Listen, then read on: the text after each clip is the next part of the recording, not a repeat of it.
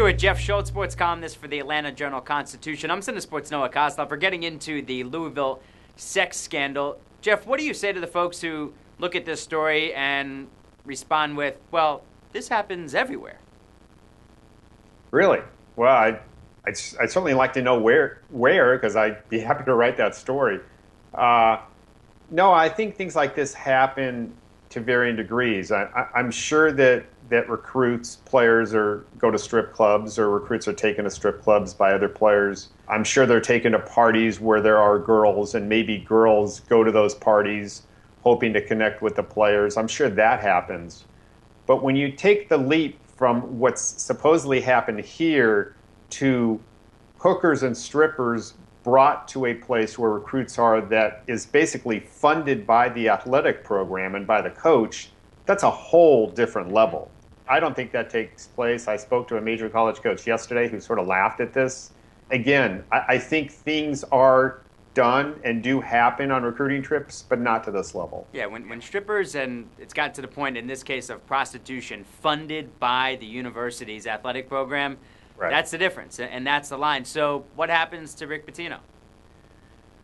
Well, I mean, I think he should lose his job. And look, the debate against it is, well, what if he didn't know about this? First of all, I'm not sure I believe that, because this whole thing was supposedly orchestrated or directed by somebody he recruited, somebody who played for him, for 4 years, somebody who worked for him for 4 years, somebody he entrusted, and this took place over 4 years in an athletic facility. I find it really hard to believe that Rick Pitino didn't know anything about this, but even if you want to take that leap, he's in charge of the program. Many people have made the analogy of he's like the CEO of the corporation. He should take the hit for this.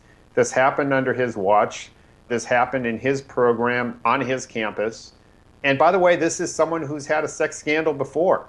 And this is someone who is entrusted to lead young men in a college program. So all that to me is enough to say he shouldn't be brought back as coach. Yeah, look, I mean, it's happened at other universities where, in various degrees, Jim Boeheim, for example, Larry Brown, for example, those are academic issues, and they get suspended for 9 games or the conference schedule and haven't lost their jobs.